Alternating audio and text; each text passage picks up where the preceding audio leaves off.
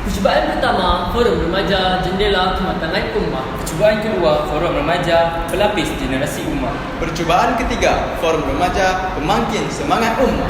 Percubaan keempat, Forum Remaja Tunggak Kemajuan Ummah. Bismillahirrahmanirrahim. Alhamdulillahirabbil alamin.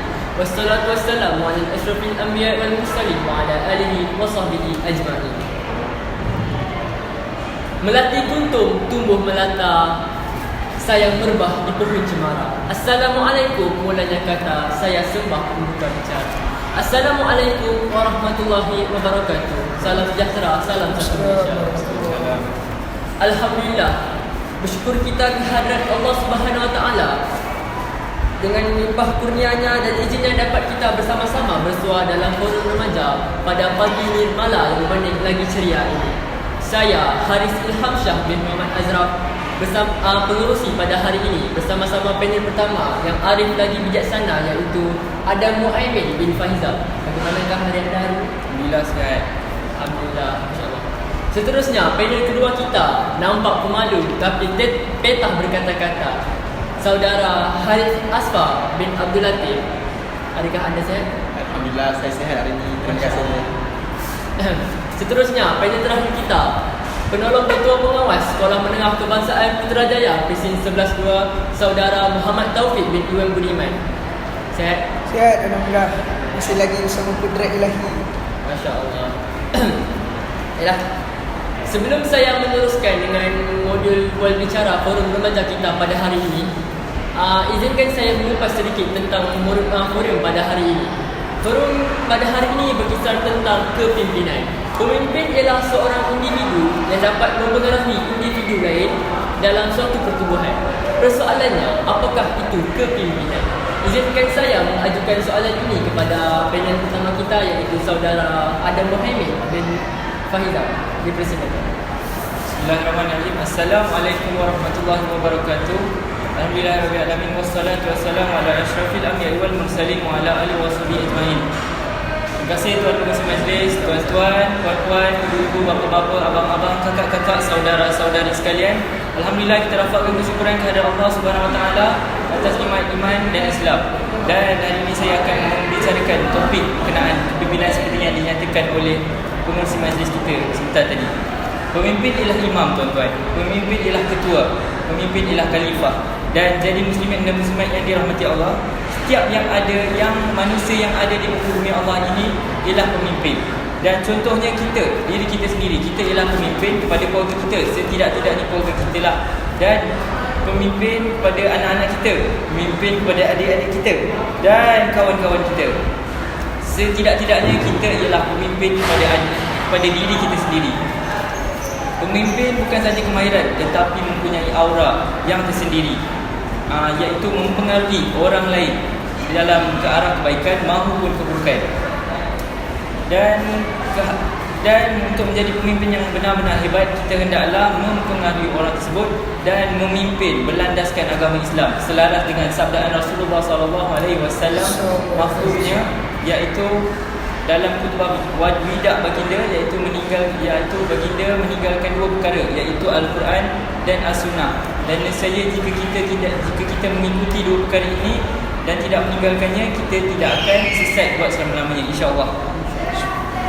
Jadi pemimpin ialah merupakan individu yang penting dan mempengaruhi individu lain. Dan pencapaian yang cemerlang di dalam sebuah organisasi dapat dikecapi dengan adanya hubungan baik di antara pemimpin dan pengikut-pengikutnya. Dan jika ada hubungan yang baik ini, sebuah organisasi tersebut tidak akan dijatuhkan atau kegemilangannya tidak akan dikecapi oleh mana-mana pihak sekalipun, kerana mereka terlalu hebat, insya-Allah. Pemimpin bukan sekadar kemahiran, tetapi ia dilahir daripada hati yang bersih dan murni. Jika kita, tuan-tuan, pemimpin perlu pandai berkata-kata dan pandai mengutarakan janji apa yang dijanjikannya. Cakap saja tak guna, ini asyik cakap. Tindakan mesti diambil dan tindakan mesti konsisten. Dan semua ini sangat memerlukan kegentalan minda kita. Sekian, wabillahi taufiq wa hidayah. Wassalamualaikum warahmatullahi wabarakatuh. Terima kasih di atas pencerahan yang diberikan oleh saudara Adam Muaimin dan Faizal sebentar tadi. Jadi kesimpulan yang kita dapat daripada Adam Muaimin bin Faizal tadi ialah jika kita ingin menjadi pemimpin yang benar-benar hebat, kita hendaklah mencontohi junjungan besar Rasulullah SAW yang menetapkan segala keputusannya berpandukan Al-Quran dan As-Sunnah. Seterusnya, soalan saya seterusnya saya ingin mengajukan kepada panel kedua kita iaitu saudara Harith Asfar bin Abdul Latif. Apakah ciri-ciri pemimpin yang perlu ada dalam seorang jadi pemimpin? Okay, terima kasih kepada Tuan Pengerusi kerana mengizinkan saya meneruskan perbicaraan kita pada hari ini. Pertama sekali, saya bersetuju dengan pernyataan yang dikemukakan oleh panel kita yang pertama, bahawa setiap manusia di muka bumi Allah ini pasti menggaras tanggungjawab sebagai seorang pemimpin. Dan pemimpin ini bukan saja dikira apabila seseorang itu menang dalam pilihan raya maupun memegang jawatan yang besar. Malah pada usia yang muda juga kita dapat merasai bagaimana menjadi seorang pemimpin tersebut. Rasulullah SAW bersabda, setiap di antara kamu adalah pemimpin dan kamu bertanggungjawab terhadap orang di bawah jagaanmu. Hadis riwayat Bukhari dan Muslim. Maka jelaslah bahawa setiap di antara kita pasti menjadi seorang pemimpin suatu hari nanti.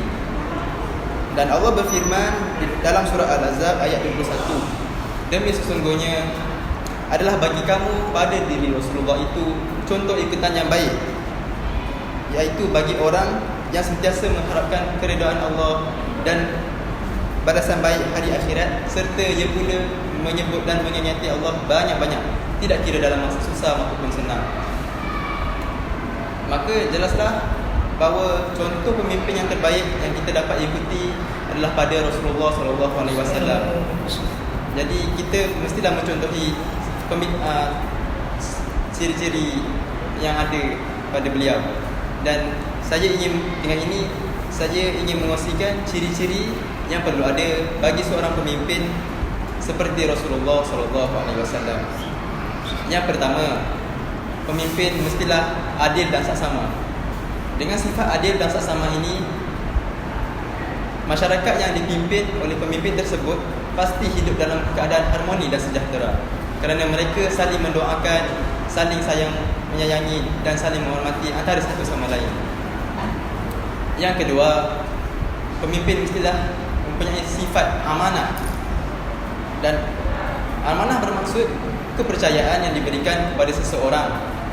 Dan amanah ini merupakan tanggungjawab yang sangat besar untuk dipikul bagi seorang manusia.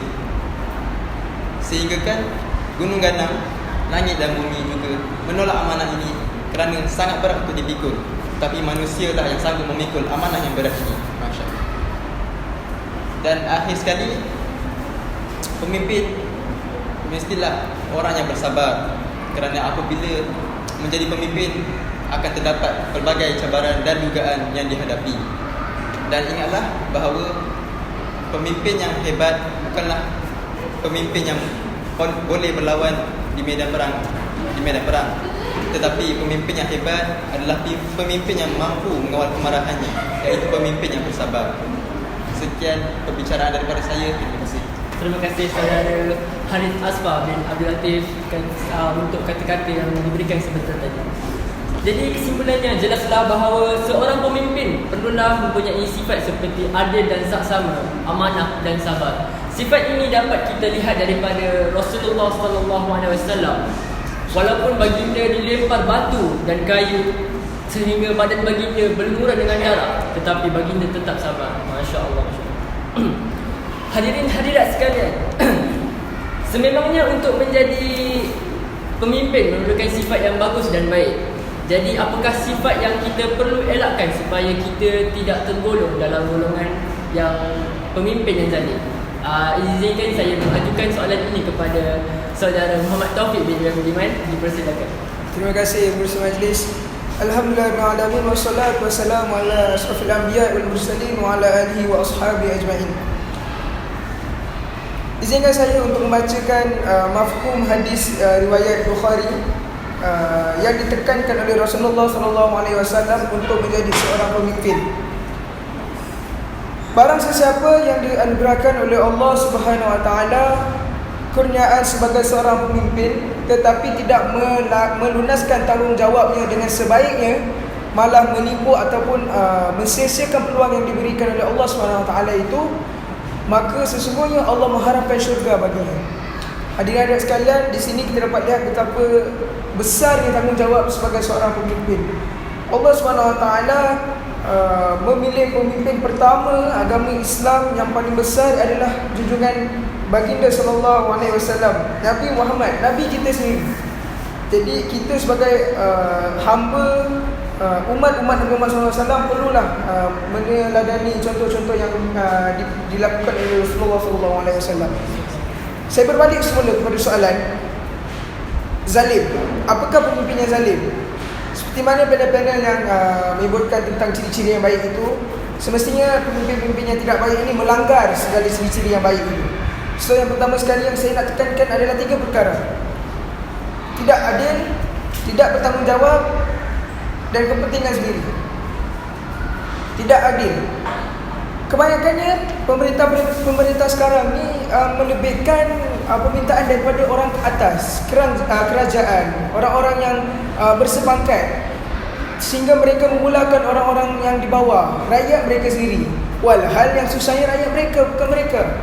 Jadi di sini kita dapat lihat ketidakadilan itu dah menjadikan sebagai perkara biasa, sehingga mereka lupa tanggungjawab mereka yang sebenar untuk memudahkan kerja-kerja rakyat. Seperti mana kita berbalik semula, tempoh PKP, cuti yang lama menyebabkan Malaysia kebanyakannya pekerja-pekerja dibuang kerja, diberhentikan kerja serta-merta kerana tuan punya kedai tidak mampu untuk membayar gaji.